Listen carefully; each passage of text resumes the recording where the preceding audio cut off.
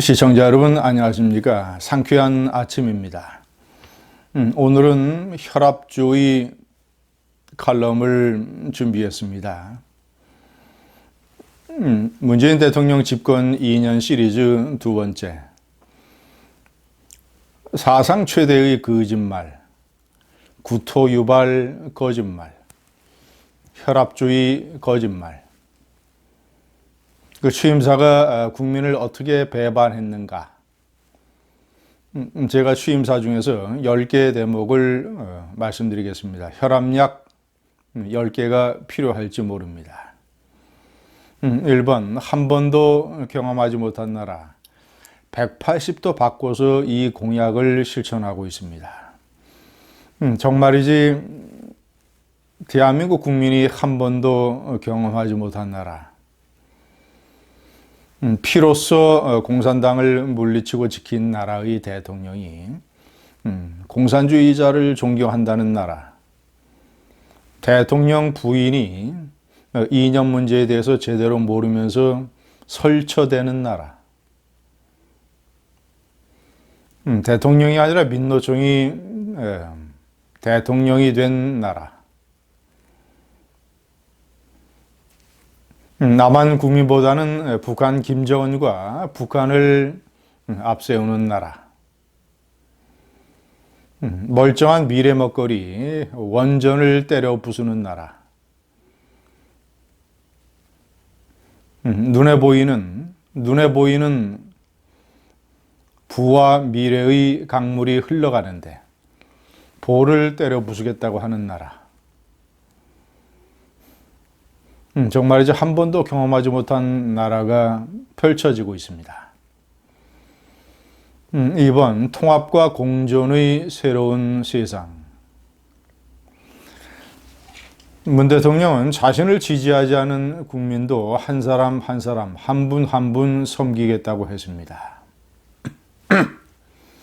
통합과 공존은 허공에 날아가고 적폐청산 이름의 정치보복의 피의 정치보복이 자행되고 있습니다.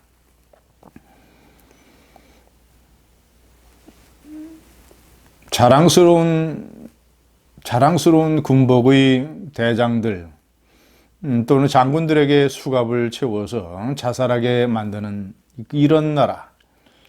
자살자가 4명이고 조양호 대한항공 회장은 사실상 피살이라고 봐야 될 것입니다. 모두 100여 명의 과거 정권의 인사들이 수사를 받고 감옥에 가고 재판을 받고 아마 그들이 받은 이 징역 연수를 합치면 아마도 100년은 훌쩍 넘을 것입니다. 지금도 그 피해 정치보복은 지금도 벌어지고 있습니다. 각 부처에 마련된 이 완장위원회,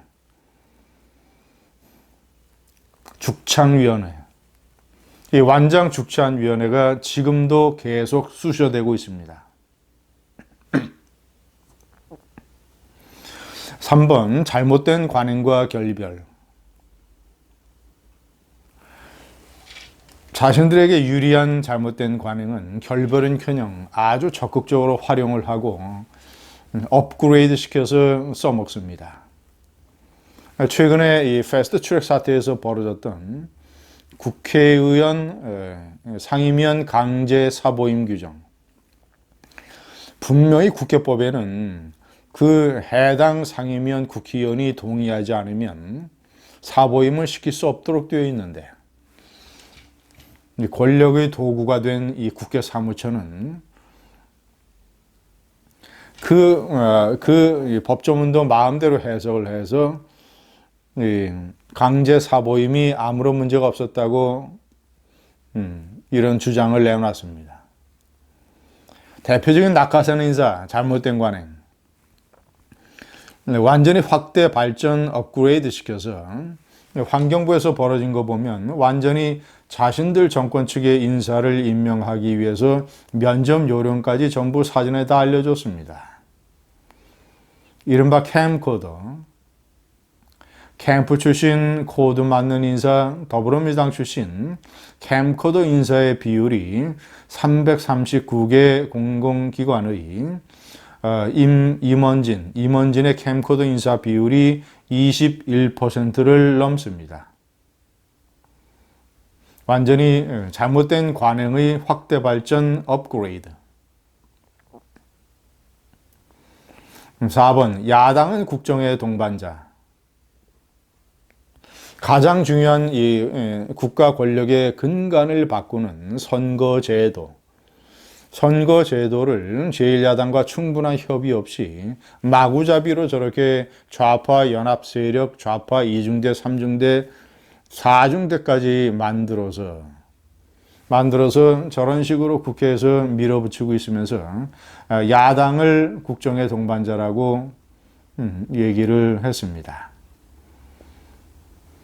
5번, 능력과 적재적소. 이 문재인 좌파 정권의 능력은 우리법연구회, 인권법연구회, 그리고 민변, 참여연대, 이런 대학교 중에서는 참여연대가 최고 인류 명문 대학교입니다. 각종 연구기관 중에서는 우리법연구회와 국제인권법연구회가 최고의 연구기관 출신. 민변, 각종 환경단체, 시민단체, 노동단체, 이런 출신들을 대거 중용을 했습니다. 대표적인 인사 참사가 김기식, 3천만 원 세금 여비서 9박 10일 외유 사건. 6번, 잘못한 일은 과감하게 잘못했다고 사과하겠다고 했습니다. 여론에 호된 질타가 있는데도 불구하고 김기식의 임명을 강행했던 사람이 문재인 대통령입니다. 여론에 밀려서 약 열흘 만에 김기식이를 해임하면서 대통령이 사과한 것을 여러분 들어보신 적이 있습니까? 마이너스 0.3% 경제가 이렇게 추락을 하고 있는데 OECD 중에서 이제 점점 꼴찌 국가로 추락하고 있는데 대통령의 사과를 들어보신 적이 있습니까? 오히려 한국 경제의 기초는 튼튼하고 각종 경제 지표는 잘 관리되고 있다라고 국민의 염장을 지르고 있습니다. 탈원전이 산불의 깊은 원인인데 대통령의 사과를 들어보신 적이 있습니까?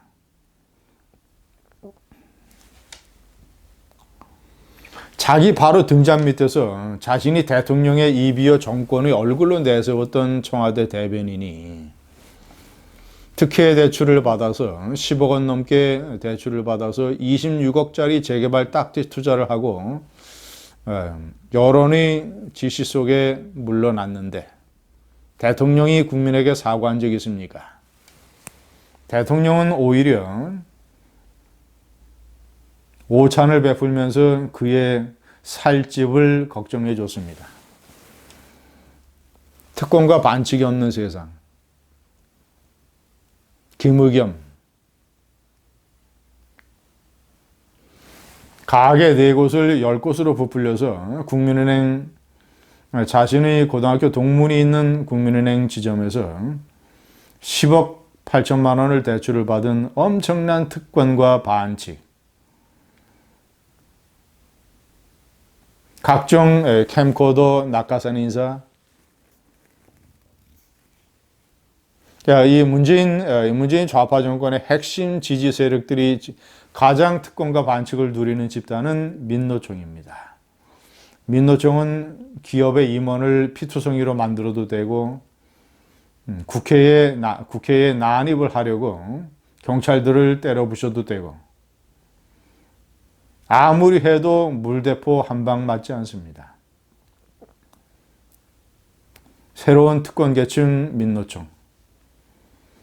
8번 대통령이 직접 브리핑 하겠다. 1년에 겨우 기자회견을 한 번 합니다. 올해도 신년 기자회견하고 없습니다. 집권 2년이 되는데도 기자회견을 하겠다는 얘기는 들리지 않습니다. 지독하게 기자회견을 못하는 대통령, 비겁하고 무능하기 때문에 겨우 1년에 한 번 하는 것도 홍보쇼, 대통령에게 아부하는 기자들. 9번 청와대에서 나와 광화문 시대를 열겠다. 시청자 여러분, 좌파나 이 파퓰리즘 이 정치 지도자들은 저런 공약을 자주 합니다. 2012년 대통령 선거 때 안철수 후보가 청와대를 갑자기 이전하겠다는 공약을 했습니다. 그래서 언론이 물어보니까 청와대가 지금 이렇게 좀 외딴 곳에 떨어져 있어서 국민과 직접 소통하고 마주치는 것이 어렵다. 이런 이유를 댔습니다.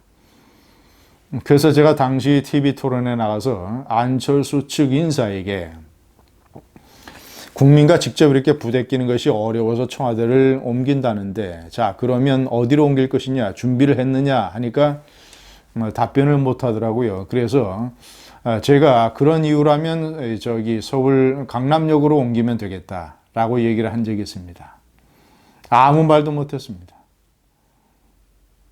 무슨 광화문 시대를 열겠다, 퇴근길에 시장에 들러서 소주 한 잔을 하겠다, 광화문에서 대토론을 하겠다. 속아 웃을 만한 거짓말을 대통령이 취임사에서 잔뜩 늘어놓았습니다. 저 취임사는 할 때 이미 저것이 불가능한 것을 알고 했을 겁니다. 아주 의도적인 거짓말입니다. 질이 나쁜 거짓말. 바보가 아닌 이상 청와대를 광화문의 정부종합청사로 옮기는 것이 불가능하다는 것을 왜 모르겠습니까? 알면서 한 거짓말. 아주 질이 나쁜 거짓말. 10번 국민의 자랑으로 남겠다. 퇴임 이후에 빈손으로 들어와서 빈손으로 나가겠다. 국민의 자랑으로 남겠다. 빈손 그 얘기는 이해가 됩니다. 왜냐, 대통령 원래 부인이 640만 달러, 부인 가족이 640만 달러를 받았던 노무현 대통령이 부엉이 바위에서 뛰어내려서 자살한 거를 가장 옆에서 지켜본 사람이 당시 비서실장이었던 문재인이기 때문에, 그런 끔찍한 기억 때문에 아마 저런 공약을 했을지 모르죠. 그런데 돈 문제뿐만 아닙니다. 본인이 퇴임하면 시골에 내려가서 국민의 자랑으로 남겠다고 했습니다. 국민의 자랑은커녕 이미 절반 넘는 국민에게 문재인은 분노와 경멸, 조롱과 혐오, 증오와 무시의 대상이 되고 말았습니다. 구토유발 취임사였습니다. 감사합니다.